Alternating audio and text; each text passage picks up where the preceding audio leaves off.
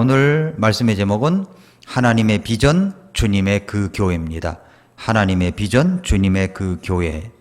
그래서 여러분 노트 받으셨죠? 받으셨는데 적자 생존의 원리를 또 여러분이 간직하시면서 적는 자만이 생존한다.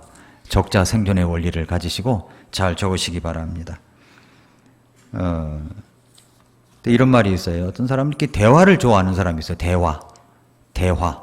그러니까 대놓고 화를 내는 사람들이 좀 있어요. 그래서 이게 아니라 일단 적자 생존, 적는 자만이 살아남습니다. 그래서 잘 적으시기 바랍니다.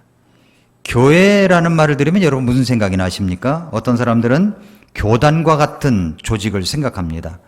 그래서 장로교회, 감리교회, 순복음교회, 침례교회 등으로 생각을 하는 거죠. 어떤 사람들은 교회 그러니까 건물을 또 생각합니다. 그래서 건물이 깨끗하고 잘 지은 교회는 좋은 교회고 상가, 임대 건물에 있는 교회는 그렇지 않다고 평가합니다. 교회하면 건물을 또 생각하는 거예요. 어떤 사람들은 교회하면 행사를 생각해요. 행사. 그래서 이번 주에 교회 갔다 왔다라고 말합니다. 아주 오랜만에 어떤 가족이 교회를 갔답니다. 엄마, 아빠, 그리고 11살짜리 아들. 어린 아들은 교회에 처음 간 것이기 때문에 이제 흥분이 됐던 거예요. 신기하게 아주 눈여겨보았습니다.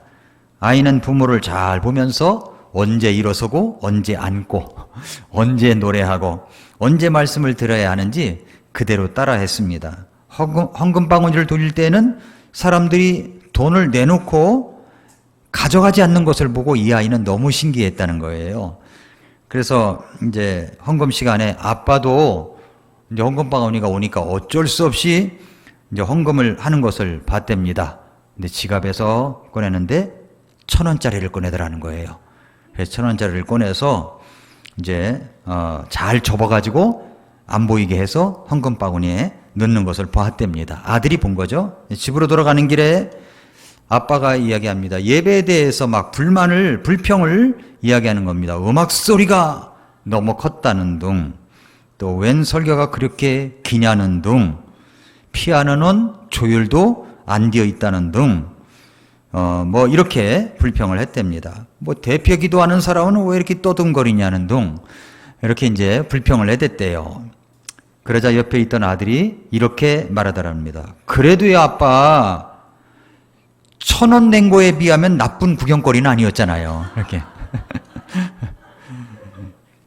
인정하고 싶지 않지만 많은 사람들이 교회를 생각하는 방식이 그렇다는 거예요. 이 교회는 뭐 일요일에 벌어지는 1시간짜리 행사라고 생각합니다. 주일 예배가 아무리 중요한 행사이긴 하지만은 교회는 단순히 행사 이상입니다. 건물은 교회가 모이는 곳이 될 수도 있지만 교회는 건물이 아닙니다. 이것이 대단히 중요한 이야기예요. 그래서 교회에 대해서 이야기하면 사람들은 이렇게 말합니다. 교회가 뭐 그렇게 중요합니까? 이미 구원받았는데 교회는 꼭 나가야 합니까? 실제로 구원받은 그리스도인이라고 하면서 교회를 취미생활하는 것보다 못하게 나오는 사람들이 많은 거예요. 그러니까 요즘에 뜨내기 교인들이 많은 교회들은 어려움을 당해요. 그러나 제가 우리 성서 침례교회를 보니까 진짜 알짜배기들이 많다 생각이 드는 겁니다. 물론 개척교회나 미자립교회는 어려운 건 마찬가지예요. 그러나 웬만한 교회는 그렇게 어려움을 타지 않습니다. 뜨내기 교인이 많으면은 안 나와버리거든요. 안 나게 우리 교회도 있겠죠. 뜨내기 왔다 갔다 하시는 분들이. 그런 사람들이 떨어져 나갑니다. 그러니까 알곡과 쭉정이가 갈라지시지. 그래서 퀴즈를 하면 알곡은 안으로, 쭉정이는 밖으로 나가듯이 지금 코로나라고 하는 퀴즈를 할 때 그렇다는 겁니다. 그래서 이제 실제로 구원받은 그리스도인이라고 하면서 교회를 취미생활을 하는 것보다 못하게 나오는 사람들이 있다는 겁니다. 수영장에 다니는 것보다, 어떤 운동을 하는 것보다, 정기적인 친구 모임보다는 못한 모습으로 교회를 온다고 하는 겁니다. 마치 헬스클럽 정기권 끊어놓고 한 달에 몇 번 나갔다가 그 다음 그만둬버리는 모습처럼 말입니다. 어떤 분은 어느 곳이든지 교회가 있으니까 편리에 따라서 아무 교회나 가서 예배를 드리면 된다는 식으로 생각합니다. 사람들은 이렇게 질문합니다. 정말 교회가 필요한 것인가요?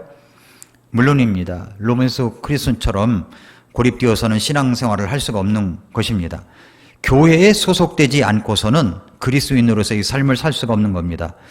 그래서 우리가 교회에 대해 생각할 때 교회관, 그러니까 오늘은 교회관을 정리하는데 교회에 대한 생각, 교회관을 잘 가지고 있어야 됩니다. 교회에 대한 잘못된 교회관들은 바르게 고쳐야 됩니다.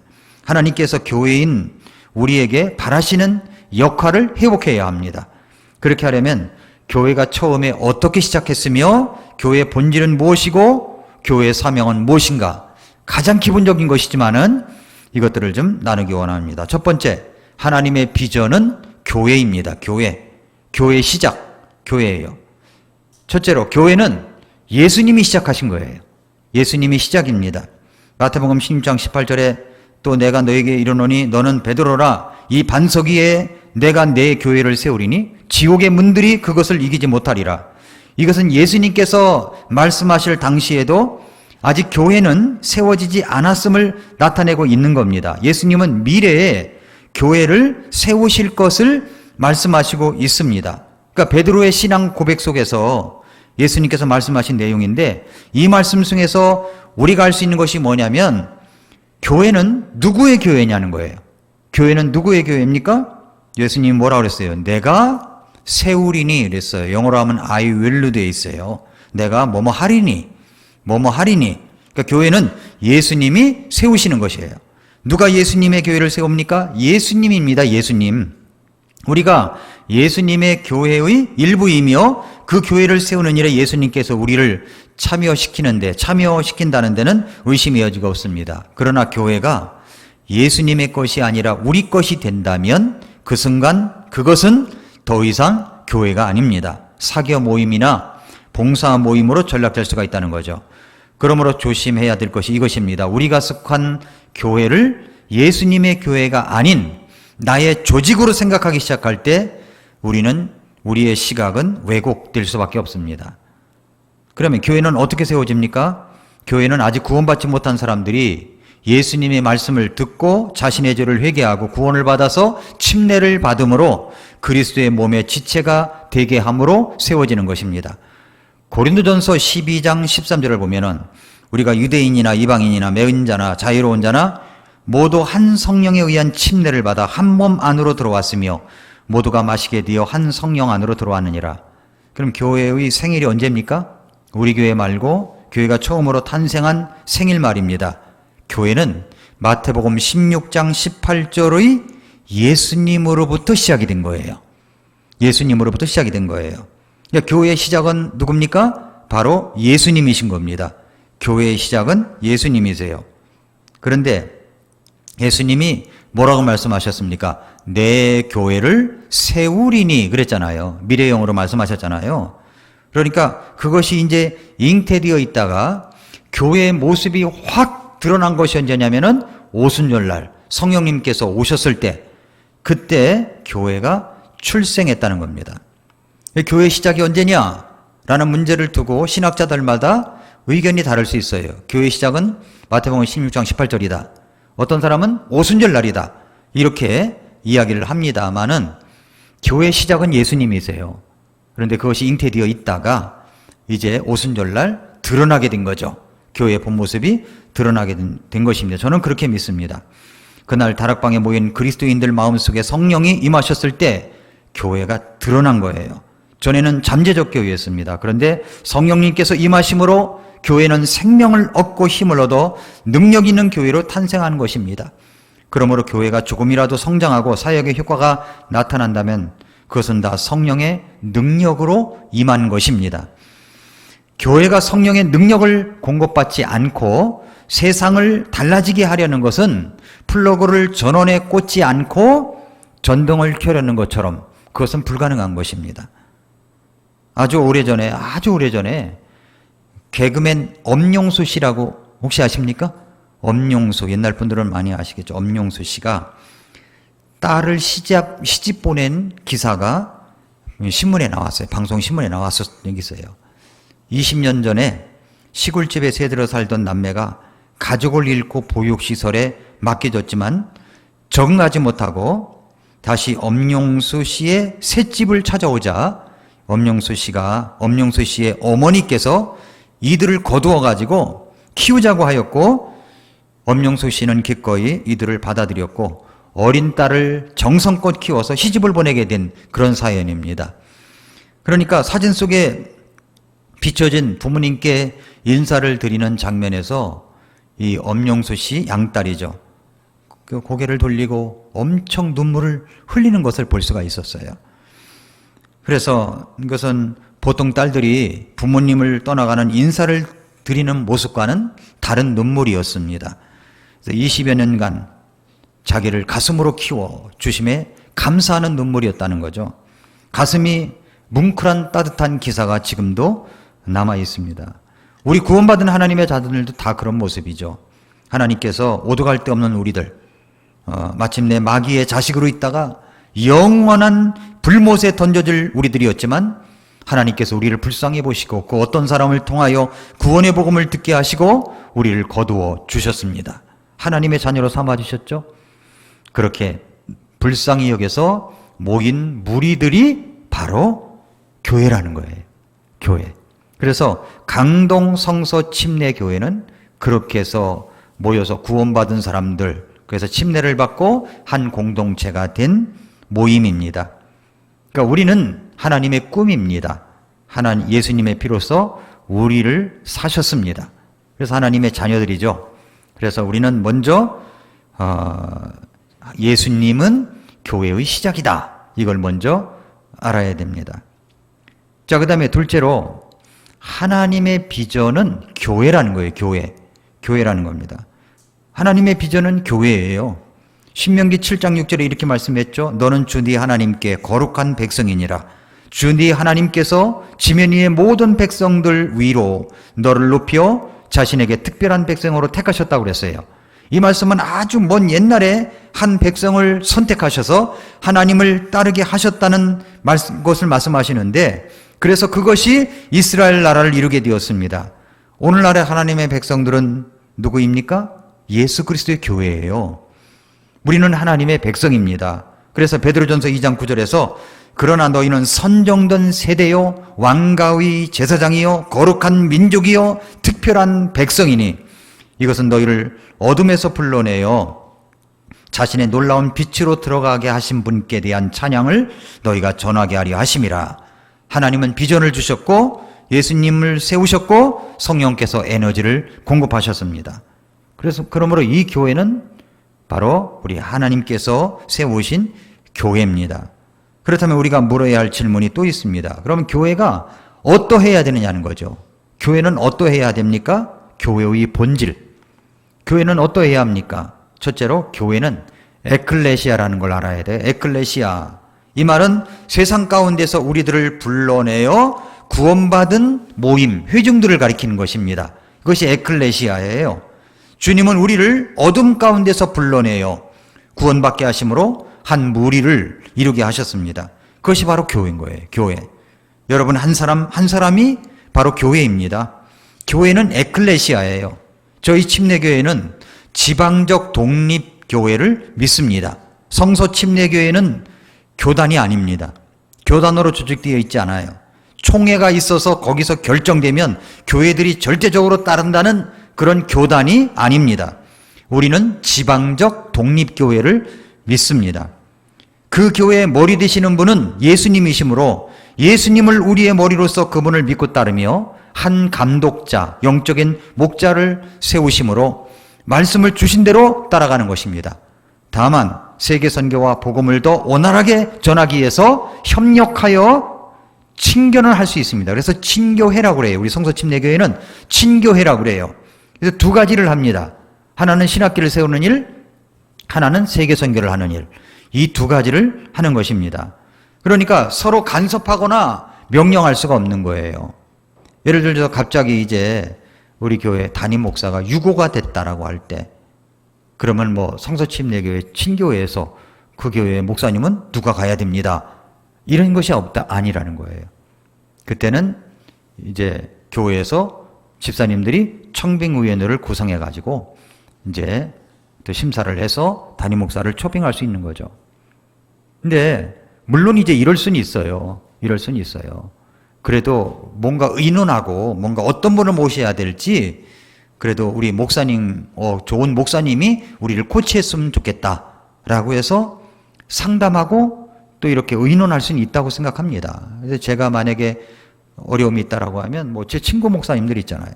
이런 목사님들에게 이야기도 하고 할 수 있는 겁니다. 그런 식으로 될 수 있다는 거죠. 그래서 우리는 이제 교회는 지역적으로 독립된 교회라는 겁니다. 우리는 지역 독립 침례 교회예요. 성서 침례 교회는 지역 독립 침례 교회입니다. 이것이 바로 성경적인 거예요. 성경에서는 서로 뭐 교단이 있어가지고 서로 간섭하고 그런 것이 아닙니다. 성경에 예루살렘 교회가 있고 안디옥 교회가 있고 빌립보, 고린도 교회가 다 있어도 서로 침범하지 않았어요. 그렇습니다. 교회는 바로 구원받은 여러분이 교회입니다. 교회의 모습은 여러분들이 나타내는 거예요. 교회의 모습은. 예를 들어 설명해 보겠습니다. 한 대기업을 예로 들어볼게요. 예를 들어서 이제 우리나라에 고급 호텔이, 신라 호텔이 있다고 합시다. 신라 호텔에 갔습니다. 실제적으로 저 신라 호텔 가면 직원들이 진짜 엄청 친절합니다. 근데 신라 호텔에서 제가 거기 직원들과 함께 성경 공부를 한 적이 있어요. 성경 공부를 실제적으로 했었습니다. 그러면 점심시간에 거기 이제 근무하시는 분들을 모여서 16명이 모여서 성경 공부를 한 적이 있어요. 그때 이제 우리 교회에 제가 막 부임했을 때였던 거예요. 근데 그때 한 자매님이 그런 얘기 하더라고요. 목사님, 요 근처에다가 오피스를 하나 얻어서 교회를 시작하시면 어떻겠습니까?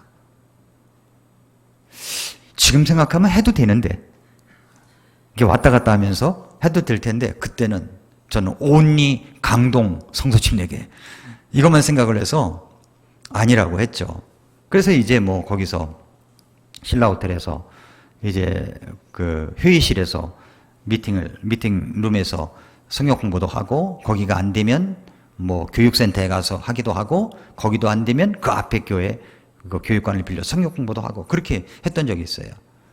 그래서 이제 어떤 이제 움직임이 있었냐면은 신라 호텔에 신우회가 있었으면 좋겠다라는 분위기가 일어난 거예요. 저는 반대를 했죠. 신우회를 하면 이건 성경 공부가 안 되고 망가진다라고 생각을 했어요. 그런데도 그것이 이제 성경 공부 팀을 중심으로 해서 다른 분들이 이제 영향을 받아가지고 했는데, 창립 예배가 신우회, 신라 호텔 신우회 창립 예배를 제가 가서 말씀을 이제 전하게 됐습니다. 그게 이제 국민일보 신문에 나왔었어요. 근데 두 번째 이제 1주년 기념 예배 때에는 그 순복음교회 조용기 목사님이 와서 설교를 했었고, 저도 이제 그 함께 했던 사람이었기 때문에 가서 참석을 했던 적이 있습니다. 그래서 진짜 그 신라 호텔 가면 진짜 친절해요. 친절해요. 지금은 어떻게 되는지 잘 모르겠습니다만 엄청 친절해요. 그러면 이제 역시 기분이 좋죠. 역시 호텔 하면 뭐 신라 호텔이야 이렇게 생각하면서 생각합니다. 삼성병원을 갔습니다. 아산병원을 갔어요. 엄청 친절해요. 역시 기분이 좋았어요. 나오면서 하는 말이 역시 병원하면 삼성병원이야, 병원하면 아산병원이야, 이렇게 이야기를 한다고요. 근데 반대로 생각해 보십시다. 이제 그 호텔에 갔어요. 비즈니스센터에 일이 있어 갔는데 담당 직원이 엄청 불친절합니다. 차림새도 엉망이고요. 이건 인류 호텔 같지가 않아요. 불안합니다. 그러면서 이제 하는 말 뭐라고 하겠습니까? 신라 호텔 사람들은 엄청 불친절하네, 이렇게 말한다는 거죠. 삼성병원을 갔습니다. 아산병원을 갔습니다. 그런데 의사 선생님이 진료를 받는데 되게 불친절해. 반말로 찍찍거리고 막 그래. 나오면서 하는 말 뭐라 그럴까요? 이 병원 왜 이래? 왜 이렇게 불친절해? 의사들은 다 그런 거야? 그러면서 나온단 말이죠. 이건 실제 상황이 아닙니다. 그냥 가상으로 얘기하는 거예요. 그런다는 거죠. 그러니까 다시 말해서 삼성에 속한 직원 한 사람 한 사람, 그 병원, 호텔에 있는 한 사람 한 사람이 그 회사의 이미지라는 거예요. 그 병원의 이미지라는 말입니다. 무슨 말입니까? 마찬가지예요. 여러분이 교회예요. 저와 여러분이 교회인 거예요. 가정에서 교회를 다니는 사람이 혼자입니다. 여러분이 이제 곧 교회 이미지예요. 여러분이 곧 교회입니다. 여러분이 잘하면 교회가 칭찬받는 거예요. 여러분이 잘못하면 교회가 욕을 먹는 거예요. 그러니까 한두 교회에서 코로나 확진자가 나왔다고 하면서 한 교회를 타겟으로 그냥 내리 언론방송이 들이깠습니다.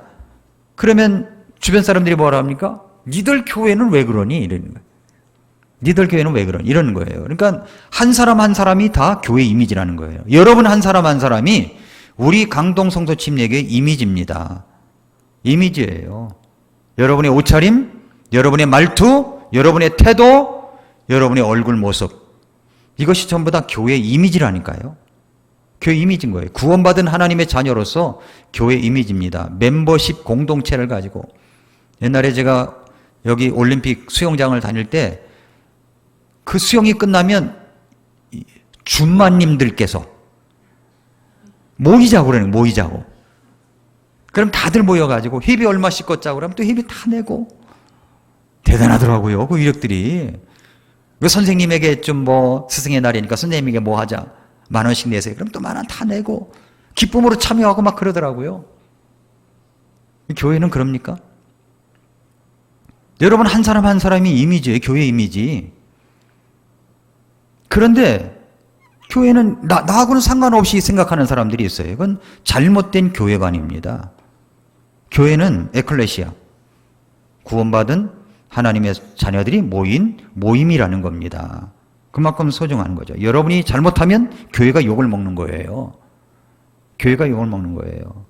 그래서 교회에 다니는 한 사람이 집에서 뭐 잘못하면 너는 니네 목사가 그렇게 가르치니? 이런 말 들어본 적 있으세요? 없으세요? 없으면 좀 훌륭한 집안들입니다. 예, 있잖아요. 니네 목사가 그렇게 가르치니? 그렇게 욕을 먹는 거예요. 그래서 우리가 그리스도인으로서 교회의 멤버십을 가진 대표다. 이렇게 생각하시면 됩니다. 두 번째로 교회는 코이노니아입니다. 이 말은 친교, 교제, 나눔, 참여를 말하는 단어입니다. 이 단어는 에클레시아, 즉 교회가 그리스도 안에서 나누어야 하는 삶을 나타내는 것입니다. 에클레시아가 코이노니아가 되어야 한다는 말이죠. 그러니까 코이노니아는 예수 그리스도를 통해서 하나님의 삶에 참여하는 겁니다. 코이노니아는 교제를 말하는 거죠. 교제. 그러니까 코이노니아는 친구 관계 이상을 말하는 겁니다. 이웃과 함께 저녁 식사를 하는 것 그 이상을 말합니다. 잘 맞는 사람들과 친하게 지내는 것 그 이상을 말하는 거예요. 코이노니아는 하나님의 초자연적 역사를 통해서만 가능한 하나됨을 말합니다. 우리는 교회 교제 특징인 몇 가지 단어들을 좀 살펴봐야 됩니다. 이 특징들을 헬라어로 코이노니아라는 단어가 사용된 신약 본문들이 말하고 있는 내용인데, 코이노니아의 특징이 무엇입니까? 첫째, 하나님의 임재의 빛. 요한일서 1장 6, 7절에 만일 우리가 그분과 교제한다고 말하며 어둠 가운데 걸으면 우리가 거짓말하고 진리를 행하지 아니하느니라. 그러나 그분께서 빛 가운데 계신 것 같이 만일 우리가 빛 가운데 걸으면 우리가 서로 교제하고 또 그분의 아들 예수 그리스도의 피가 모든 죄에서 우리를 깨끗하게 하느니라. 그러니까 하나님의 임재의 빛은 성도인 우리 관계의 특징입니다. 우리는 모든 것을 더 분명하게 보게 됩니다. 이것은 우리가 완전하다는 의미는 아니에요. 어둠 속에서 이리저리 걸려 넘어지지 않고 빛 속에서 함께 걷게 된다는 의미입니다. 하나님의 임재의 빛. 두 번째는 우리는 연합된 사람들, 연합. 서로 다른 우리가 하나가 되어 서로의 목소리를 조절하면서 일할 수 있는 능력을 하나님께서 주셨다는 말입니다. 찬양대가 있어요. 이제 사부로 부릅니다. 사부로 불러요. 그러면 또 피아노 소리도 있고 올겐 소리도 있고 오케스트라도 할 때가 있죠. 그 조화를 이루는 거예요. 누가 소프라노를 해요? 그럼 나는 테너나, 남성이면 테너나 베이스를 해야 되잖아요. 냅다 소프라노도 같이 해버리면 안 된다는 거죠. 조화를 이루어야 되는 거죠. 조화. 그러니까 교회도 서로 그걸 조화를 이루어야 되는 거예요. 예? 그걸 서로 양보해 가면서. 양보해가면서. 목사님들이 모임을 할 때 찬양을 하면요, 테너 베이스가 다 나와요. 서로. 저는 뭐 주로 이제 베이스, 심심하면 테너 했다가 또 베이스도 했다가 그 찬양을 부릅니다. 그러면 뭐 화음이 또 잘 맞아요. 화음이 잘 맞아요. 연합이 돼서, 연합이 돼가지고 우리는 서로의 목소리를 조절해야 된다는 거죠. 교회는 그런 것이에요. 교제가 그렇다는 겁니다. 세 번째, 우리는 서로 용납해 주는 것입니다. 용납해 주는 것. 빌레몬서 1장 11절에 보니까, 그러므로 네가 나를 동반자로 여기거든 마치 나를 받아들이는 것 같이 그를 받아들이라. 서로 받아주는 거예요. 바로 예수님을 받아주듯 받아주는 겁니다. 내가 정말 좋아하는 영적인 지도자를 받아들이듯이 사람들을 받아주는 것입니다. 바울은 빌레몬에게 오네시모를 자기를 영접하듯 영접하라고 한 거예요. 그래서 우리 교회가, 오네시모는 빌레몬의 도망친 종이는데도 불구하고 나를 받아주듯 그를 받아주라는 겁니다. 그래서 우리 교회가 정말로 이렇게 서로 용납해주는 교회가 되려면, 오랜만에 나온 사람이 있으면 찾아가서 반갑다고, 잘 지냈냐고, 거기까지만 하면 돼요. 근데 그 이상으로 물어보면 곤란하잖아요. 어디 갔다 왔느냐고, 왜 이렇게 안 보였느냐고. 이러지 말고 그냥 정말 반갑다고, 너무 반가워, 잘 지내냐고, 이렇게 얘기하면 알아듣는 거예요. 너무 꼬치꼬치 묻지 말고 이렇게 가볍게 하면 좋을 것 같다 생각이 듭니다. 미안하잖아요. 이렇게 미안하고 겸연쩍고 미안하게 하지 말고. 또 새로운 사람이 왔습니다. 새로운 사람이 오면은 반갑습니다, 처음 보는 얼굴인데요, 너무 잘 오셨습니다, 너무 잘 오셨습니다 하고 마스크를 써가지고서 웃는 얼굴이 안 보이지만 눈은 보이잖아. 눈을 보면은 저 사람이 웃고 있나 안 웃고 있나 알고 있거든요. 옆 사람 보세요. 웃고 있나 안 웃고 있나. 찡그리고 있잖아요. 누군가 보면은. 예.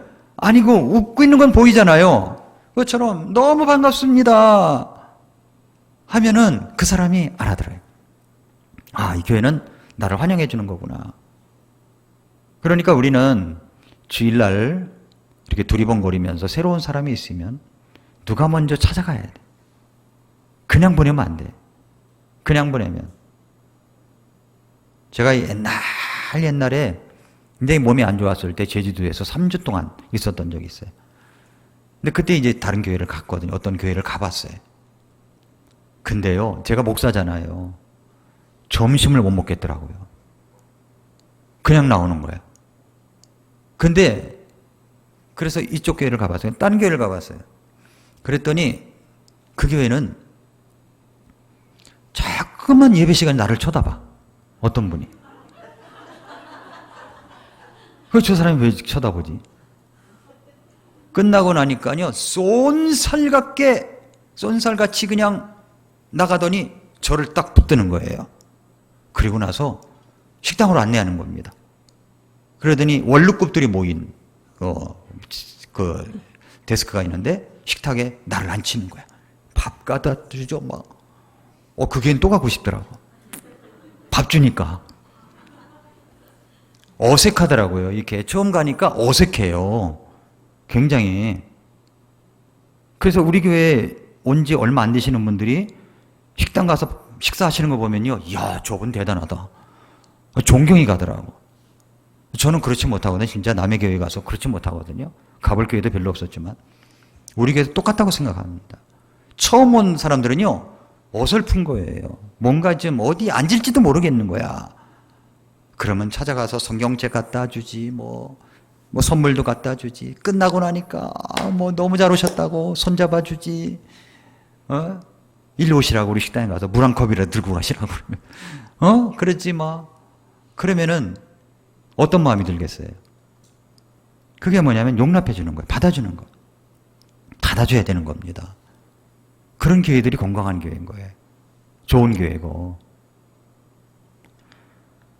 그래서 사도 바울은 빌레몬을 받아줄 때 자기를 받아주듯 받아달라고 이야기를 하는 겁니다. 우리도 그래야 되는 거죠. 우리도 너무 우리끼리만 하지 마세요. 우리끼리만 즐기다가 좀 뭔가 격이 떨어진 기독교를 만든다고 그러잖아요. 네 번째는 물질을 나누는 곳입니다. 초대교회 성도들은요, 다른 사람들의 필요가 있을 때 물질을 나누어 주었어요. 물질을. 그래서 다른 사람들의 필요를 돌봐주었다는 것입니다. 어디 뭐 여행 간다, 어디 또 몸이 아프다, 어디 뭐 한다 그러면은 그렇게 물질을 나누는 거예요. 어떤 필요가 있을 때 외면하지 않고 돌봐주는 겁니다. 다섯 번째는 헌금을 합니다. 교회 헌금은 교회를 세우고 성도들 간의 친교를 표현하는 한 방법이고 하나님께 감사함으로 고마움으로 나타내는 것이기도 하는 것이지만 하나님의 것을 하나님께 드리는 겁니다. 그것을 가지고 세계 선교도 하고 국내 전도도 하고 교회 운영도 하고 필요한 것들을 쓰는 것입니다. 여섯 번째, 고난도 함께 참여하는 겁니다. 코이노니아 하면 밥 같이 먹고 차 마시고 교제하는 것으로만 알고 있습니다. 그러나 코이노니아는 고난도 함께 받는 것이 포함되어 있어요. 빌립보서 3장 10절에 이것은 내가 그분의 죽으심과 일치하게 되어 그분과 그분의 부활의 권능과 그분의 고난에 참여하는 것을 알고자 함이요 그랬습니다. 일곱 번째, 주의 만찬식에 참여하는 것입니다. 지금 이제 코로나기 때문에 우리가 이거 만찬식을 하기가 곤란해서 하지 않지만 예수님의 죽으심을 묵상하면서 예수님께서 잡히시기 전날 밤에 가지셨던 주의 만찬 예식을 행함으로 주님과 교제하고 성도들 상호간에 교제할 수가 있다는 겁니다. 자, 여기까지 이제 교회는 어떠해야 되는가를 배웠습니다. 그렇다면 이제 교회는 무엇을 해야 합니까? 무엇을 해야죠? 이 중요한 질문 앞에 우리가 얼마나 무심한지 한번 보십시오. 이 질문의 답을 모른다면 우리는 분명한 목적의식 없이 행동하는 우리의 모습을 발견하게 될 것입니다. 아무리 많은 활동을 해도 방향성이나 우선순위가 없을 수 있습니다. 성경은 교회가 무엇을 해야 하는지를 가르쳐 주시고 있습니다. 중요한 부분이에요. 교회의 사명, 교회는 무엇을 해야 하는가?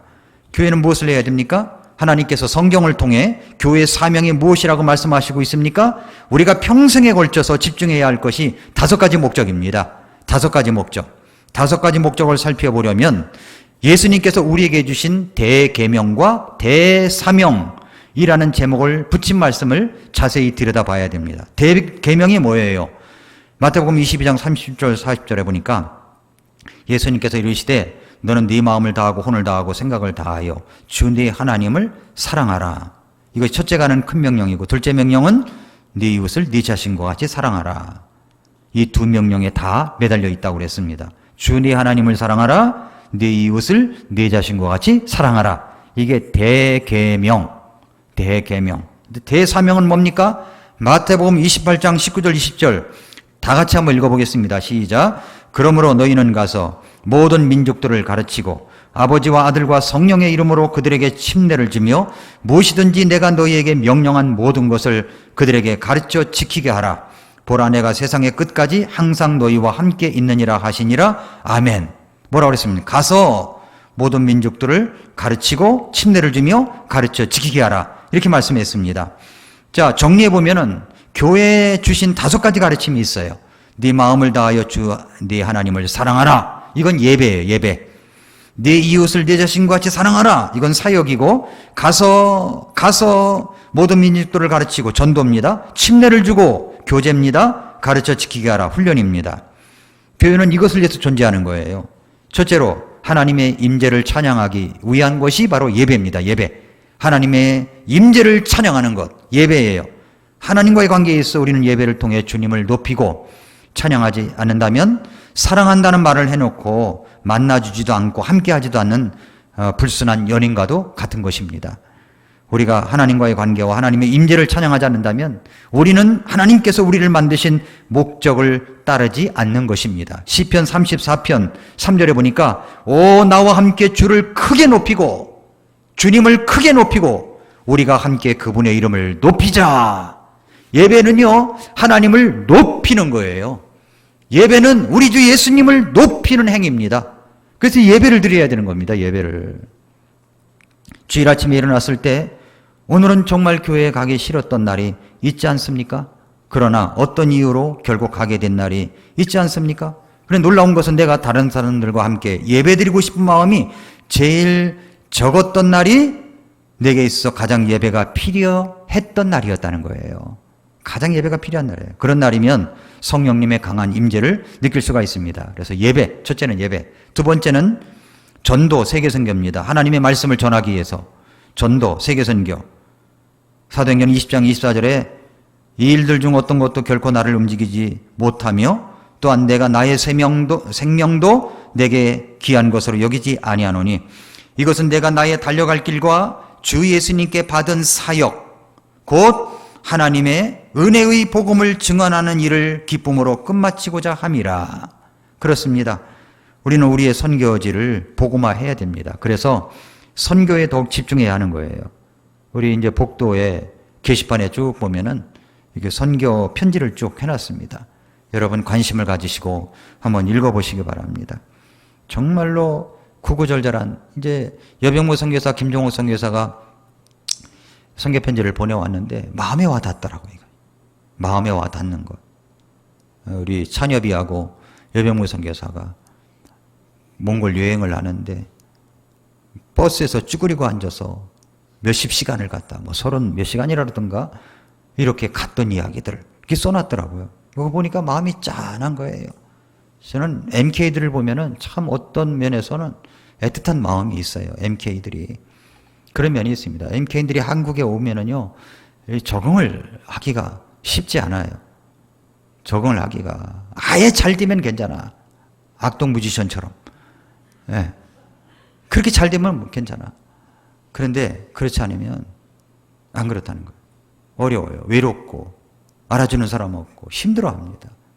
그래서 그걸 회복하려면 긴 여정이 필요한 것 같아요. 그래서 우리가 좀 그것을 알아줄 필요가 있습니다.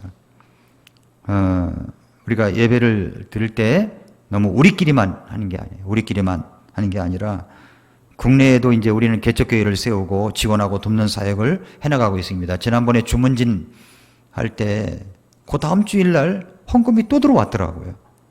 그러니까 미처 전주에 못했던 분들이 또 헌금을 한 거예요. 그래서 참 우리 교회 성도님들은 마음이 참 좋다.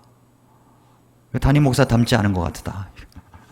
담임 목사는 좀 시원찮은 것 같은데 우리 성도님들은 참 훌륭한 면이 많다.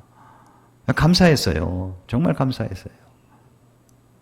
그 주문진의 교회 목사님이 얼마나 고마워하는지 몰라요. 얼마나 고마워하는지 몰라요. 제가 거기에 예배 순서에 있어서 간 거 아니에요. 이미 다 짜져져 있었어요. 뭐 몇 명 됩니까? 거기 관계된 사람들 하다 보면은 이제 순서에 들어갈 적이 없죠. 그렇지만 제가 갔어요. 가서 기꺼이 축복해 줬습니다. 거기다가 또 이 말이죠.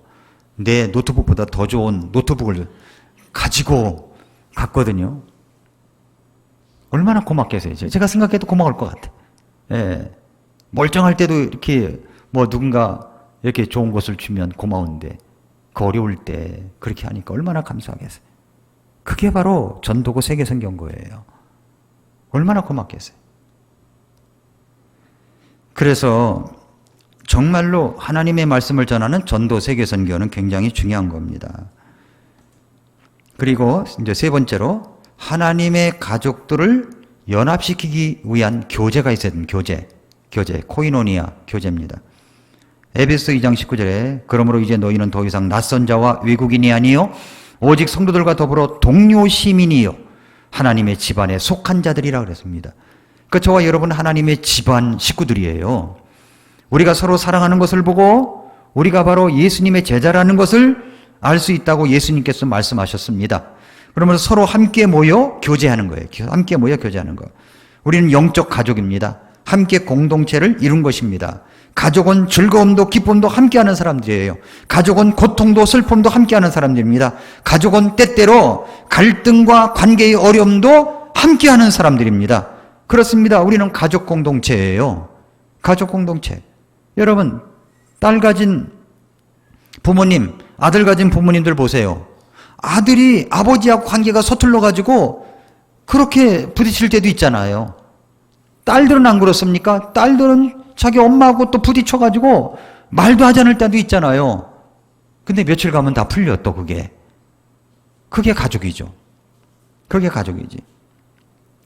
함께 걱정해주고 격려해주기도 하고 건강한 가족이라면 그런 관계 속에서 어려움을 극복하고 이해해야 하는 것을 배워가는 것입니다. 하나님은 우리의 교회가 완벽한 교제의 장이 되는 것을 바라시는 것이 아니라고 생각합니다. 우리는 다 불완전 요소들을 갖고 있는 사람들이에요. 그러니까 불완전하죠. 불완전해요. 그러나 하나님께서는 우리가 건강한 가족 구성원이 되기를 원하십니다. 즉 문제가 있으면 서로 찾아주고 상처를 받았을 때 서로 용서하고 서로 차이점에도 불구하고 사랑하도록 부르신 거예요. 그 사람이 소프라노를 하면은 나는 엘토를 하고 이 사람이 엘토를 하면 나는 뭐 베이스를 하고 이런 식으로다가 화음을 맞춰 가는 것입니다. 내가 소프라노도 잘해. 더 잘해. 그 사람보다 더 잘해. 근데 그 사람이 소프라노를 하고 있어. 그럼 나는 엘토를 해야 되는 거죠. 그렇게 맞춰가는 거예요. 교제입니다. 교제. 서로 교제하는 것. 이게 얼마나 아름다운 것입니까? 네 번째는 훈련. 하나님의 사람들을 교육하기 위해서입니다. 에베소 4장 12, 13절에 이것은 성도들을 완전하게 하고 섬기는 일을 하게 하며 그리스도의 몸을 세우게 하려 하심이라. 마침내 우리가 다 믿음과 하나님의 아들을 아는 것에서 하나가 되어 완전한 사람에 이르고 그리스도의 충만하심의 장성한 분량에까지 이르리니 그랬습니다. 교회는 성도들이 성숙할수록 교육시키는 곳입니다. 교육하는 거. 이것도 예배지만 말씀을 전하기도 하지만 교육도 되는 것입니다. 훈련을 받아야 한다는 거죠. 근데 훈련을 받기 싫어하잖아요. 저 군대에 있을 때요. 월화수목금토일 중에서 제일 싫어하는 요일이 수요일이었었어요. 수요일날을 최고로 싫어했어요. 왜냐하면 그날은 전투 체력의 날이라고 그래가지고 또 완전 군장하고 2km 정도 길지도 않아요. 2km 정도 구보가 있었기 때문에 그거 빠져나가려고 얼마나 노력했는지 몰라요. 하나님이 기도 응답을 안 할 때가 많이 있지만 그래서 마석 세터 북한강 유원지예요. 그때는 이제 그 아스팔트도 깔리지 않고 이게 그 흙으로 된 도로 포장도 안 된 그런 곳이었습니다. 그래서 보면은 연인들끼리 얼마나 놀러 오는지 몰라요. 거기 북한강변에 그 세터 유원지에 그러면 트럭을 몰고 가다가 말이죠. 우리 수성도 사람들이 트럭을 몰고 가다가 그 연인들 앞에서 브레이크를 쫙 밟네. 그 먼지가 다 어디로 가겠습니까? 흙먼지가. 그러놓고 가는 거야. 아유. 저도 안 했다고 할 수는 없습니다만. 그랬어요. 하여튼 뭐 군인들 심보가 있잖아요. 그래서 그렇지만 그 전투 체력의 날 하니까 싫은 거예요. 싫어요. 그래도 뭐 어떻게 하면 열애로 뺄까. 궁리했던 적도 많이 있었지만 군인이 훈련을 싫어하면 그게 군인입니까? 아니죠. 그래서 제가 군대에 있을 때 그렇게 싫어했던 나의 모습이 지금 어떤 분들에게 느껴지는 거예요. 왜 이렇게 훈련을 싫어할까? 아주 싫어하는 거야. 교육받는 것 싫어하는 거예요. 공부하는 것 공부할 때 공짜만 나와도 그냥 벌써 가버려요. 군인 정신이 없어요. 군인은 하라고 하면 그냥 하는 거예요. 하는 거죠. 우리는 그리스도의 군사들이라고 그래서 군사 훈련을 받아야 됩니다. 그것이 교회의 사명이에요. 훈련을 받아야 됩니다. 자, 우리 성도님들 모입시다. 다 모이는 거 훈련이에요. 훈련. 네, 그렇게 해서 또 공부합시다. 그러면 공부하고 성경 읽읍시다. 그러면 성경 읽고 이게 좋아하고 싶은 대로 하고 싶은 대로 하는 게 아니라 교회 프로그램에 같이 이렇게 움직이면 얼마나 좋습니까? 그렇죠? 다섯 번째로 마지막으로 하나님의 사랑을 드러내기 위해서입니다. 이게 사역이죠. 사역. 그래서 에베소 4장 11절부터 보면은 더러는 사도로 대언자로 복음 전도자로 목사 겸 교사로 주셨는데 왜 그러냐면 이것은 성도들을 완전하게 하고 섬기는 일을 하게 하며 그리스도의 몸을 세우게 하려 하심이라. 마침내 우리가 다 믿음과 하나님의 아들을 아는 것에서 하나가 되어 완전한 사람에 이르고 그리스도의 충만하심의 장성한 분량에까지 이른다라고 했습니다. 15절 오직 사랑 안에서 진리를 말하며 모든 일에서 그분 안에 이르도록 성장하게 하려 함이라. 성장하게 되는 거죠. 사역을 위해서 무장시키는 일을 하는 것입니다. 교회의 모든 지체는 사역자예요. 예, 전임 사역자는 아니지만 이 세상에서 사역하도록 부르심을 받은 것입니다. 봉사하는 거예요. 헌신이라는 겁니다. 예수님께서 십자가에서 나에게 주신 사랑 때문에 그 사랑의 강건하심을 따라 우리가 봉사하는 것입니다. 예수님을 사랑하기 때문에 그런 거죠. 우리 교회는 5가지 목적이 필요한 겁니다. 동시에 진행되어져 가야 할 부분입니다. 만약에 우리가 예배의 목적을 상실한다면 우리는 영적으로 무감각해질 것입니다. 사역의 목적을 상실한다면 우리는 이기적이 될 거예요. 전도의 목적을 상실하면 방향을 잃게 될 것이고, 교제의 목적을 상실한다면 우리는 기쁨을 잃게 될 것입니다. 훈련의 목적을 상실한다면 우리는 쓸모 없어집니다. 5가지는 다 필요한 거죠. 하나님께서 세워주신 이 교회를 지금까지 세워왔습니다. 하늘은 스스로 돕는 자를 돕는다라는 말이 있는데 이게 번역이 잘못된 것이랍니다. 하늘은 스스로 노력하는 자를 돕는 겁니다. 그렇습니다. 우리가 함께 노력할 때 우리 교회를 세우게 될 것입니다.